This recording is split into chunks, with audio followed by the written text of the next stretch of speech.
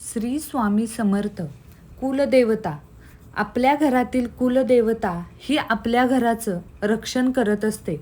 घरात येणाऱ्या अडचणी, संकटे यांना ती दूर करत असते. म्हणून आपल्याला या कुलदेवतेच्या कोणत्या अशा 5 गोष्टी आहेत त्या आपल्याला करणं गरजेचं आहे, हे मी तुम्हाला आजच्या व्हिडिओमध्ये सांगणार आहे. त्यासाठी हा व्हिडिओ शेवटपर्यंत नक्की पहा. चॅनलवर नवीन असताल तर चॅनलला सबस्क्राईब करा आणि कमेंटमध्ये कुलदेवताय नमः लिहायला कधीच विसरू नका. पूर्वीच्या काळात प्रत्येक शुभकार्याची सुरुवात कुलदेवतेच्या आशीर्वादाने केली जात होती. लग्न असो, गृहप्रवेश असो, नवीन व्यवसाय असो किंवा नामकरण असतो, कोणतेही मोठं कार्य सुरू करण्यापूर्वी कुलदेवतांचं दर्शन घेतलं जातं. कारण असं मानलं जातं की कुलदेवतांची कृपा असेल तर आपल्या कार्यामध्ये अडथळे कमी येतात आणि यश सहज प्राप्त होतं. अनेक कुटुंबांमध्ये वर्षातून एकदा तरी कुलदेवतेच्या मंदिरात जाऊन पूजा करण्याची प्रथा आजही जपली जात आहे. त्या ठिकाणी जाऊन नवस बोलणं, अभिषेक करणं आणि मनापासून प्रार्थना करणं हे भक्तांसाठी अत्यंत भावनिक क्षण बनले आहेत. आपल्याला पहिली गोष्ट कोणती करायची आहे तर आपल्या घरामध्ये आपल्या कुलदेवी आणि कुलदेवतांचा एक तरी फोटो, टाक किंवा मूर्ती असावी. तुम्हाला जर तुमची कुलदेवी आणि कुलदैवत माहिती असेल तर तुमच्या देवघरामध्ये एक तरी टाक असावा. जर टाक नसेल तर मूर्ती असावी आणि जर मूर्ती नसेल तर फोटो तरी तुमच्या घरामध्ये असलाच पाहिजे. त्यानंतर रोज तुमच्या घरामध्ये आपल्या कुलदेवतांचा नामस्मरण हे झालंच पाहिजे. त्यांचा एक माळ जप आपल्याला करायचा आहे. तुमची कोणती कुलदैवत आहे तुम्ही त्यांचं नामस्मरण करा. आणि जर तुम्हाला त्यांचं नामस्मरण कसं करायचं माहिती नसेल तर ओम ऐं ह्रीं क्लीं चामुंडाय विच्चये या मंत्राचा 108 वेळा जप करा. म्हणजेच 108 वेळा तुम्हाला या मंत्राचा जप करायचा आहे. एक माळ तुम्हाला याचा जप करायचा आहे. ही झाली दुसरी गोष्ट. आता तिसरी गोष्ट आहे ती म्हणजे कुलदेवतेच्या वारी आपल्याला उपवास करायचा आहे. खास करून महिलांनी हा उपवास करायचा आहे. तुम्ही मंगळवारी किंवा शुक्रवारी हा उपवास करू शकता. हा वार कुलदेवतांसाठी आहे आणि जर तुम्ही मंगळवारी उपवास केला तर तुम्हाला त्याचा चांगलाच फायदा होणार आहे.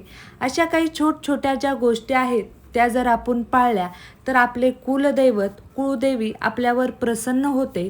आपल्याला ते संकटातून मार्ग दाखवतात. आपल्याला त्या संकटांपासून दूर करतात. आपल्या घरावर येणाऱ्या अडीअडचणींवर ते मात करत असतात. म्हणून आपल्याला या काही गोष्टी करायच्या असतात. त्यातलीच ही एक गोष्ट ती म्हणजे आपल्याला त्यांच्या वारी उपवास करायचा आहे. उपवासामध्ये जास्त पदार्थ खाल्ले गेले नाही पाहिजेत. तुम्ही एखादाच पदार्थ तुम्ही त्या वारी खाला पाहिजे असं तुम्हाला हा उपवास करायचा आहे. त्यानंतर पहा, सर्वात महत्त्वाची गोष्ट ती म्हणजे तुमची जी कोणती कुलदेवी असेल, कुलदैवत असेल, तुम्हाला त्यांच्या मूळ स्थानी जाऊन तुम्हाला त्यांची भर ओटी करायची असते. आता जाताना तुम्हाला एक अशी वस्तू घेऊन जायची आहे त्याच्यामुळे तुमची कुलदेवी तुमच्यावर प्रसन्न होणार आहे. आता ती वस्तू कोणती आहे तर पाहूया. तुम्हाला काय करायचं आहे तर तुमच्या घरातील जे मंदिर आहे म्हणजेच देवघर आहे त्याच्यासमोर तुम्हाला बसून प्रार्थना करायची आहे की मी तुझ्या दर्शनासाठी येत आहे आणि तुझ्या दर्शनासाठी येताना मी तुझ्या आवडीचा पदार्थ माझ्या हाताने बनवून तुला आणणार आहे.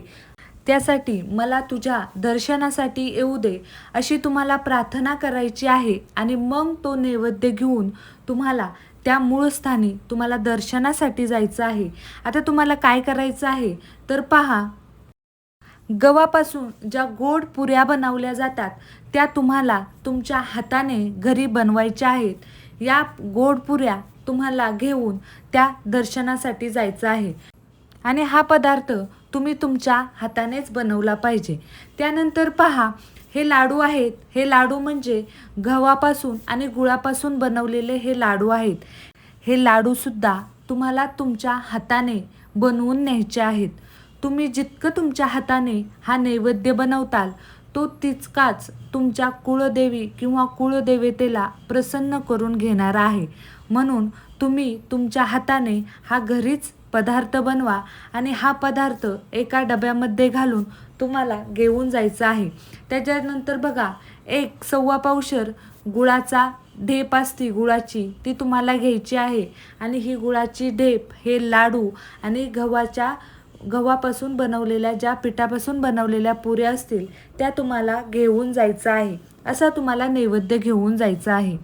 आपण त्यांच्या मूळ स्थानी गेल्यावर काय करतो, बाहेर जी मिठाई असते ती मिठाई नैवेद्य म्हणून घेतो आणि आपल्या कुळदेवतांना हा नैवेद्य दाखवत असतो. पण आपल्याला असं अजिबात करायचं नाही. तुम्हाला तुमच्या हाताने तो पदार्थ बनवायचा आहे आणि हाच पदार्थ तुम्हाला नैवेद्य म्हणून तुमच्या देवीला हा अर्पण करायचा आहे. आपल्या आईला बघा, आपल्या आईला म्हणजे कुळदेवी ही आपली आई असते. मग आपल्या आईला आपल्या हाताने जो आपण नैवेद्य बनवू तोच नैवेद्य तिला नक्कीच आवडणार आहे. म्हणून तुम्ही तुमच्या हाताने हा नैवेद्य घेऊन जा. हा नैवेद्य घेऊन गेल्यानंतर त्या देवीसमोर हा नैवेद्य ठेवा, थोडा वेळ ठेवा. मनातल्या मनात प्रार्थना करा की हा नैवेद्य मी माझ्या हाताने बनवून आणला आहे आणि याचा तू स्वीकार कर आणि मनापासून स्वीकार कर. आणि त्याच्यानंतर तो पदार्थ उचलायचा आहे आणि घरी आल्यावर तो पदार्थ तुमच्या नातेवाईकांना, तुमच्या घरातील सदस्यांना तो प्रसाद म्हणून वाटायचा आहे आणि उरलेला नैवेद्य तुम्हाला गाईला खाऊ घालायचा आहे. आपल्या स्वराज्याचे संस्थापक छत्रपती शिवाजी महाराज हे सुद्धा तुळजाभवानी मातेचे भक्त होते. तुळजाभवानी माता ही 3.5 शक्तिपीठापैकी एक देवी मानली गेलेली आहे आणि या देवीचाच आशीर्वाद घेऊन छत्रपती शिवाजी महाराज हे लढण्यासाठी जात होते. म्हणून या देवींचा आशीर्वाद घ्या आणि आपल्या घरातील सदस्यांसाठी, आपल्या घरासाठी हा आशीर्वाद कायम असाच राहू द्या अशी त्यांना प्रार्थना करा. आणि या ज्या काही 5 गोष्टी आहेत या 5 गोष्टी तुम्ही नक्की करा. नक्कीच तुमच्यावर तुमची कुळदेवी, तुमचं कुळदैवत प्रसन्न होईल. तर तुम्हाला आजचा हा व्हिडिओ कसा वाटला मला कमेंट करून नक्की सांगा. तुम्हाला जर हा व्हिडिओ आवडला असेल तर व्हिडिओला लाईक आणि शेअर करा.